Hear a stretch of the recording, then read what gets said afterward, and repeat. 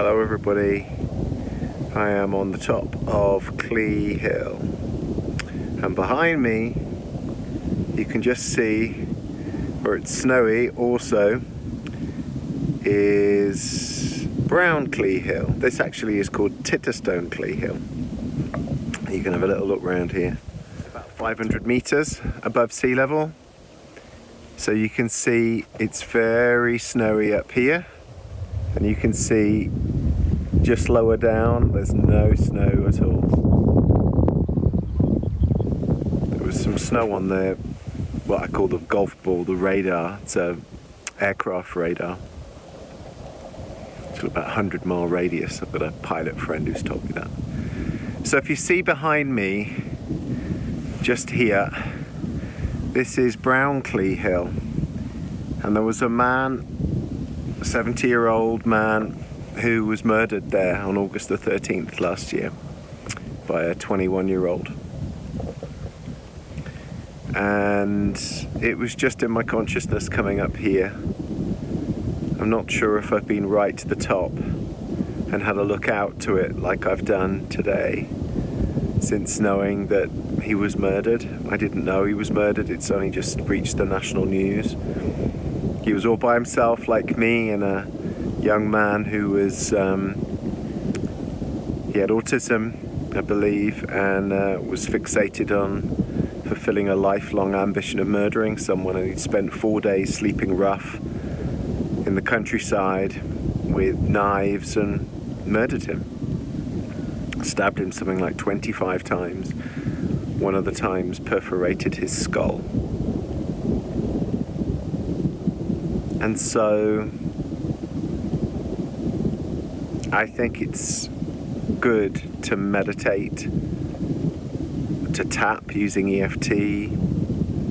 Just take yourself to a very relaxed place and think of death.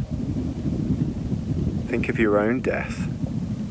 So much of our lives is about survival. It's what I call the want, get, be, mind. And what if we were able just to focus on death and make peace on death? Because it's all coming to us, all of us. But the magic is how you live your life in between that point. I have quite a spiritual belief about passing over, and I feel that I would be reunited with loved ones. I don't really know what happens, but I know it's okay. Wasn't afraid before I was born. Some clients have this big fear of death. Big fear. And I say to them, so, do you want to live to 250 years old? You know, you'll be all wrinkly, there'll be nothing left of you. Have you seen those people who live to like 120? There's a time for passing on, and no one knows how long we've got. I've worked out that if we live to 90, that's less than 33,000 days, and not every one of us gets to live to 90. I've just been to the grave of a good friend of mine. He was 4 months older than me, spent our teenage years together. And he didn't really look after himself. He got obese and he's passed away, and we don't know exactly why, but my intuition would say that it would be related to health issues and heart. So he's passed away at just 46 years old. And I've been to his grave. And it's okay. So many people I know who I went to school with, actually there's 4 people from school who've all passed on in recent times, in the last 4 years, all in their early 40s. And it's only going to happen more as I get older. And it will happen to me one day. Now I plan to live to 106. Why? Why not? My dad was convinced he'd die early, and he did at 57. And I know the power of belief, and I know the power of intention, and I know the power of a wish. And so, would I like another 60 summers? Yes, please. And I wish to live into my 70s, 80s, 90s, and 100s as healthily as possible. Now, can I guarantee that? Of course not. But do I have that as an outcome? Yes. And since I know that energy flows where mind goes, why not? I had a client I've been working with periodically for about 5 years. He's a wonderful guy. And I'm not going to break confidence and say anything else other than I got him to make a wish list.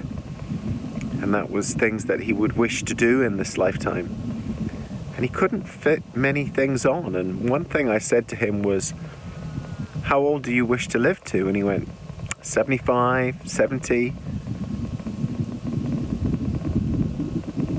And I said, well, my wish is that you wish to live more than that, and healthily. Because this is a very successful guy, very successful business person. But it's all to do with beliefs. All to do with beliefs. And then you'll correspond your life to those beliefs. Because you cannot outperform the unconscious mind.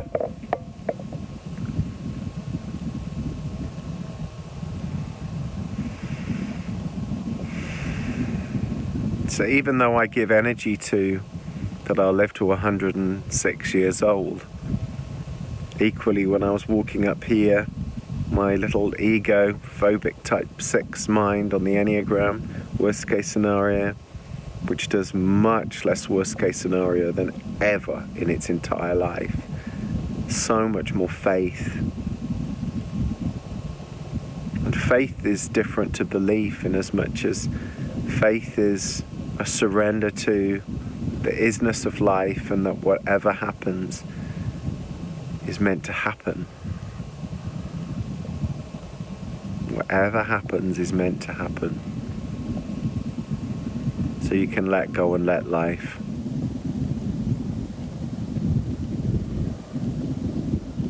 And so my little ego, as I was walking up there, just thought, maybe there's another guy waiting for me with a combat knife and going to knife me to death. And as soon as I had that thought, I just went, well, what a wonderful day to die. How beautiful. And great, I'm going home. I'm going home. There's so many loved ones who are on the other side now. It's like, okay, brilliant. Maybe I should thank the guy. And of course, no one's here. No one's killed me.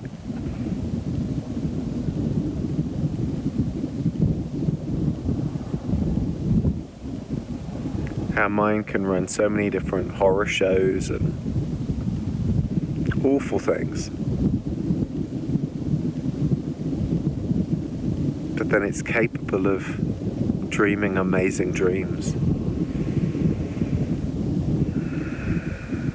And I wouldn't be where I am now, speaking to a camera on a selfie stick, on top of a hill, in the morning when hardly anybody's here, having the ability to take time out in my day to go for a walk.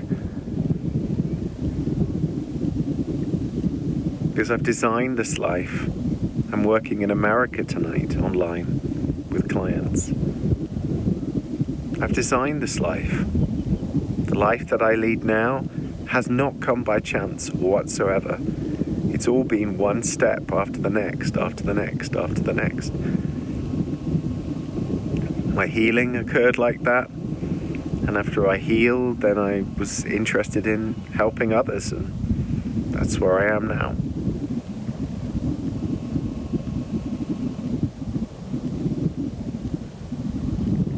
And so I'm so passionate about what the mind can do, what healing can be done, how you can run your mind rather than have your mind run you.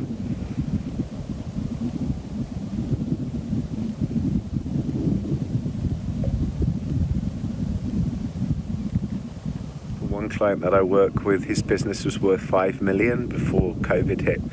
It's now worth about 1 million. And I said, yeah, but I could see you having a net worth of 30 million. And he laughed about it and just went, oh. And I said, why not? If you've been able to do this with so much stress and pushing and forcing, 5 million, it's only 6 times more. My life through stress and pushing and running on fear, I'd risk my life. I was a window cleaner going up incredible heights, and I would risk my life for, crazy money, really, in consideration of what I'm able to earn now. But I didn't know any better. I didn't think I could earn any more money. I didn't think I could do anything else. I thought I'd be doing that for the rest of my life. I thought I was an idiot. I thought I was way too effed up. Way too many issues. No one's going to come and see me as a therapist and coach and mentor. And you know what? My first client, after seeing doctors for years and years and years, my first client was a doctor. A public health doctor. Don't remember my second one. You never do. Or the third one. You remember your firsts. And I did something to help them. I would change how I would treat them now. But I did some EFT with her. Did a coaching technique. And that was the start. And I did it part-time for 8 years with another job.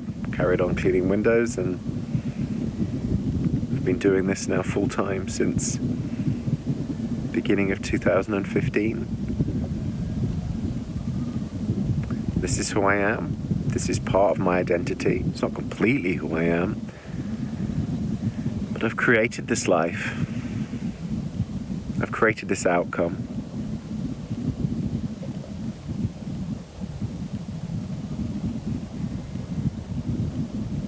Meditate on death. Be with death. Allow yourself to die.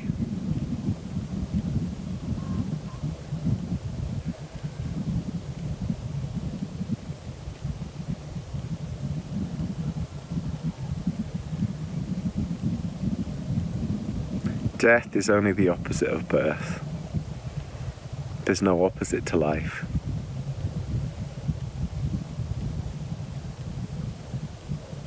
Life is eternal. And you are life. So on one level you can't die. The ego is afraid of dying. The unconscious mind is afraid of dying.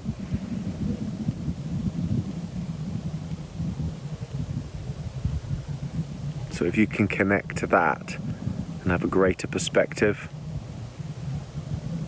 it allows you to surrender further. It allows you to be more.